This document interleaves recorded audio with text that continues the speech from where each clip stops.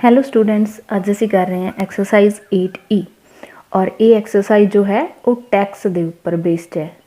Okay, तो tax असी किवें फाइंड आउट करते हैं। टैक्स लिए जो फॉर्मूला यूज़ करना है वो बिल्कुल सेम एज है जो असी प्रॉफिट लिए करते हैं। सो टैक्स किस दे इक्वल होएगा, सानू टैक्स परसेंट दे विच दिता हुंदा है, तो जिन्ने परसेंट टैक्स लगे डिवाइड बाय 100, परसेंटेज लिए 100 यूज़ करते हैं इंटू CP।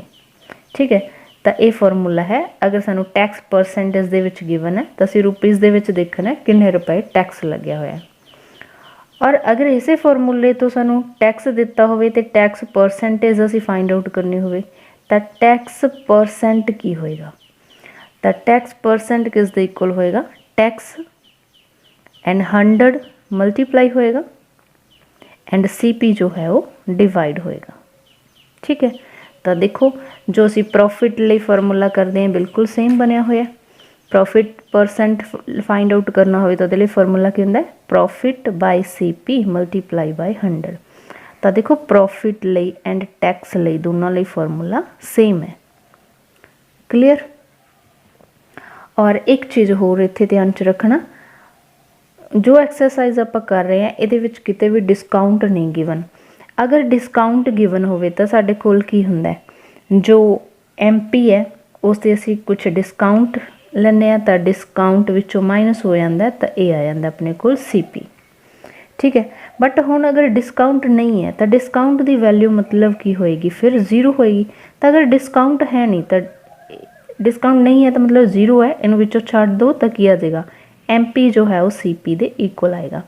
सो जो असी ये एक्सरसाइज कर रहे हैं वो MP ते CP की वैल्यू सेम होएगी because question they which discount given नहीं है। ठीक है, तो इन्हां दे विच कन्फ्यूज नहीं होना, इसलिए फर्स्ट क्वेश्चन करते हैं असी। Rajit purchases a wrist watch costing ₹540, the rate of tax is 8%, find the total amount paid by the Rajit. Rajit ने जो टोटल अमाउंट पेड की वो कितनी है, जो रेस्ट वॉच है उसकी कॉस्ट प्लस उसते 8% जो है टैक्स लग्या होया। तो पहला असी देखांगे इस ते टैक्स कितना है। तो टैक्स फाइंड आउट करने लई साडे कोल फॉर्मूला की है, टैक्स परसेंटेज जो है 8 डिवाइड बाय 100 ऑफ CP जो है साडे कोल कितना 540। ठीक है, सो इसनों अगर असी मल्टीप्लाई करेंगे तो ये आएगा 4320 डिवाइड बाय 100 है तो नाल 2 zeros लगा दो, 2 zeros लगियां हुई हैं तो नाल 2 डिजिट तो बाद पॉइंट मतलब 13.20। तो ये आ गया साडे कोल टैक्स। तो हुण जो रजेश है रजत है उसने टोटल किन्ने रुपए पे किते हैं, तो टोटल उसने रुपीज़ रेस्ट वॉच लई 540 पे किते। ठीक है, उसकी कॉस्ट प्लस उस ते दे रहा नाल टैक्स। टैक्स सानू अलग तो देना पैंदा अगर विच इनकलूड ना होवे तां। ठीक है, सो ऐड करांगे तो की आएगा 583.20। सो इन्ने रुपीज़ जो है वो रजत ने पे किते। नेक्स्ट क्वेश्चन है second, Ramesh paid rupees this as tax on the purchase of rupees this. देखो टैक्स के तौर पर इन्ने रमेश ने रुपीज़ जो है पे किए, तो ये सानू गिवन है टैक्स 345.60। ओके, एंड ये परचेज किते है उन्हें इन्ने दे, मतलब कोई चीज़ उन्हें जो परचेज की है उसकी कॉस्ट है ये, तो इसकी कॉस्ट गिवन है सानू ते टैक्स गिवन है। हुण अगर टैक्स ते कॉस्ट प्राइस गिवन होवे तो असी फाइंड आउट करना है टैक्स, और टैक्स किहदे विच फाइंड आउट करना सी परसेंटेज दे विच। तो टैक्स परसेंट किस दे इक्वल हुंदा है, tax divide by CP multiply by 100। So this is equals to tax कितना गिवन है 345.60 डिवाइड बाय CP है साडे कोल 340 मतलब 3840 मल्टीप्लाई बाय 100।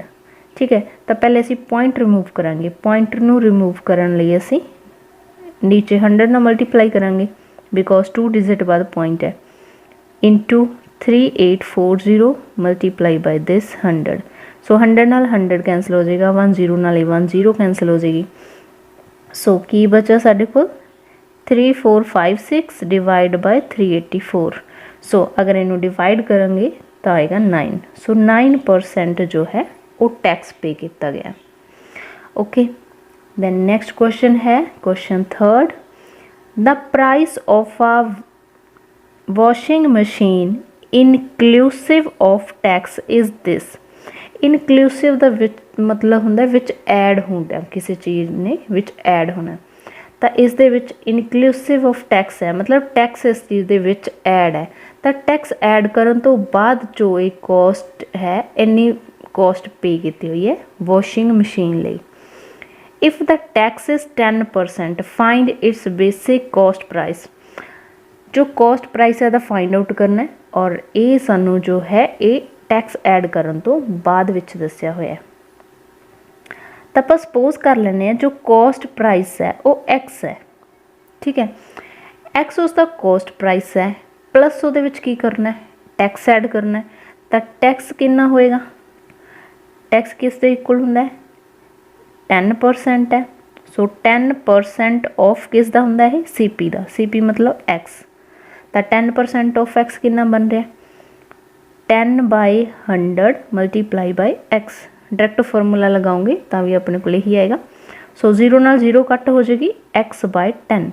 सो x/10 साढ़े को टैक्स है, x इस द CP है, तो दोनों ऐड कर दो तो टोटल ऐड करके साढ़े को आ रहा है x + x/10, और टोटल ये आ गया अपने को जो ने पे किया है, ये CP प्लस जो ने उपर टैक्स पे किया है, और टैक्स इनकलूड करके टोटल अमाउंट साढ़े को इन्नी बन रही है जो ने पे की हुई है। तो दिस मीनस इस दे इक्वल होएगा ये, ठीक है। सो हुण आपां की करना है कॉस्ट फाइंड आउट करनी है, मतलब एक्स की वैल्यू। तो इनू सॉल्व करके असीं एक्स की वैल्यू फाइंड आउट करांगे, ठीक है। सो पहला इहदा एलसीएम लवांगे, 1 and 10 का एलसीएम आएगा 10, और multiply by 10 10x plus 1 into x, x is equal to 13530। So 10 + 1 11x/10 is equals to this. Okay, x की वैल्यू फाइंड आउट करनी है तो ये किस दे इक्वल होएगा, देखो 10 डिवाइड दे विच है तो मल्टीप्लाई हो जाएगा, जो मल्टीप्लाई चाहे 11 तो डिवाइड हो जाएगा। 11 के टेबल से इसनू कट करो, ये आएगा 1 2 3, ओके 0। तो x की वैल्यू कितनी आ रही है, इनू 10 मल्टीप्लाई करांगे 12300। तो ये है साढ़े को 12,300 cost price of the washing machine. Next है क्वेश्चन फिफ्थ। क्वेश्चन फिफ्थ दे विच है the price of a TV set inclusive of tax. इस दे विच भी टैक्स ऐड किया होया 9% टैक्स है, और इसनों इनक्लूड करके साढ़े कोल ए है cost price. Then find its marked price. Marked price मतलब MP। तो देखो हुण डिस्काउंट तो गिवन नहीं है कोई, तो MP तो CP दोनों का मतलब सेम ही है, ठीक है। तो बिल्कुल सेम वे दे विच असीं ये क्वेश्चन सॉल्व करना है। तो जिवें इस तरीके नाल असीं सॉल्व किया होया कॉस्ट प्राइस, सेम इत्थे फाइंड आउट करना है, और इत्थे इन्होंने मार्कड प्राइस लिखा है, ये कन्फ्यूज नहीं होना बिकॉज कोई डिस्काउंट नहीं है। तो MP CP दोनों सेम है। तो हुण सेम एज असीं पहलां सपोज कर लांगे जो मार्कड प्राइस है अकॉर्डिंग टू क्वेश्चन, तो ये एक्स है, ठीक है।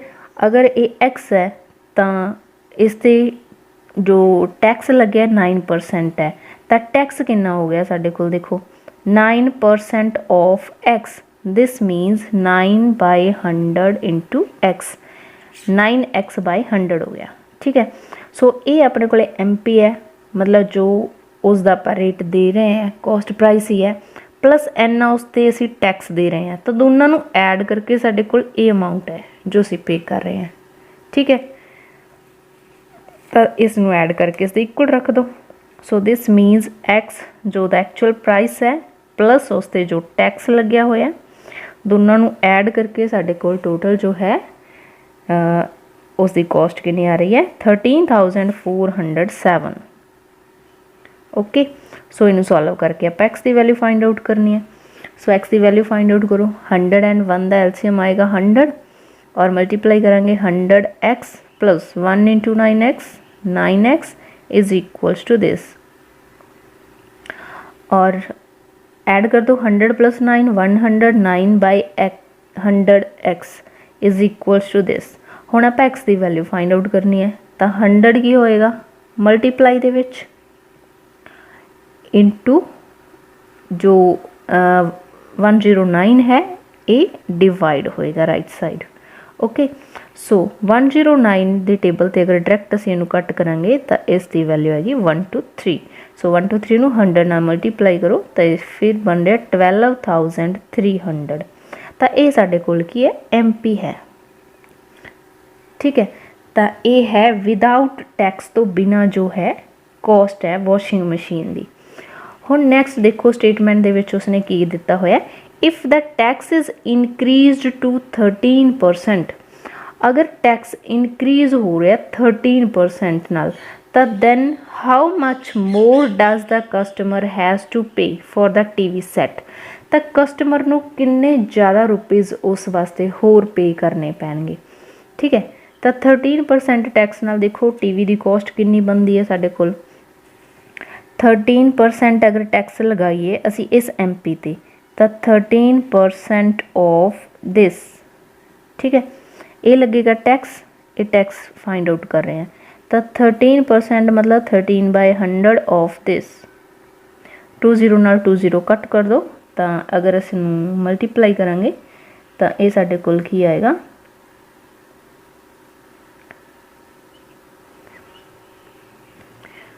1599। ठीक है, सो ये साडे कोल आ रहा टैक्स। तो हुण देखो मशीन की कॉस्ट ये है और उहदे विच टैक्स ऐड कर दो, तो टोटल कितना पे कर रहा बंदा, तो इनू ऐड करांगे कितना आएगा 13899। तो हुण देखो अगर 13% टैक्स लै रहे हैं तो उसनू इन्ना पे करना पै रहा। ठीक है, अगर आप टैक्स 9% दे रहे सी तो उसनू इन्ना पे करना पैंदा सी जो स्टेटमेंट च गिवन है। तो हुण देखो कितना वध पे कर रहा बंदा, द डिफरेंस फाइंड आउट कर दो, तो 13,899 दे विचों माइनस कर दो 13,407, तो ये माइनस करांगे तो की आएगा 492 आएगा। सो 492 रुपीज़ उसनू ज़्यादा पे करने पैणगे। Okay, clear this question. Then next है क्वेश्चन 8। क्वेश्चन 8 दे विच देखो की गिवन है, when the rate of tax is decreased to 9% to 6%, tax का रेट जो है वो डिक्रीज़ हो रहा है, पहले 9% सी हुण 6% हो रहा है फॉर अ कलर्ड TV, एक कलर TV ਲਈ जो मिसिज गीता ले रही है, और will save ₹780 in buying the TV। तो जदों ये जो टैक्स है वो डिक्रीज़ हो रहा है, पहले नालों घट रहा है, तो दिस मीनस टैक्स घट पे करना पै रहा मिसिज गीता नूं, तो उसनू TV ते कुछ सेविंग होएगी, तो उसनू इन्नी सेविंग हो रही है, मतलब 780 जो टैक्स सी उहदे घटन करके TV का रेट जो है घट गया पहला नालों 780 रुपीज़। ठीक है, तो हुण इस ते आपां ये दसना है कि उसका लिस्ट प्राइस जां MP जो असी कहने लिस्ट प्राइस नूं, तो MP असी फाइंड आउट करना है। ठीक है, MP CP लिस्ट प्राइस इतने सारे सेम ही है, तो असी ये CP फाइंड आउट करना है उसका।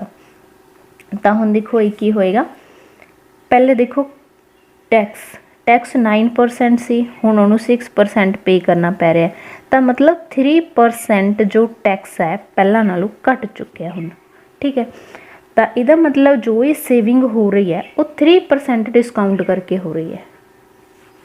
क्लियर, सो 3% करके इन्नी सेविंग हो रही है, तो जो अपने को MP है जो लिस्ट प्राइस है इसका MP उन्होंने आप सपोज कर लेने X है, तो MP जो है इस ते 3% देखो कितना बन रहा है। So 3% of this X is equals to this, save इन्ना हो रहा है ना, तो 3% इस दे इक्वल होएगा X का। सो इन्हूं सॉल्व करो, X की वैल्यू आ जाएगी। So 3/100 multiply by X is equals to 780। X की वैल्यू फाइंड आउट करनी है, सो 100 मल्टीप्लाई होएगा राइट साइड एंड 3 नाल डिवाइड करो, सो 3 ਨਾਲ डिवाइड करेंगे तो की आएगा 260। Okay, so x is equal to 26,000। Clear. So ये की है एक्स असी सपोज किया हुआ सी लिस्ट प्राइस नू मतलब MP नू। ठीक है, तो जो टीवी का लिस्ट प्राइस है MP है उसका जो कॉस्ट प्राइस है उसकी तो 26,000 है। Thank you for watching.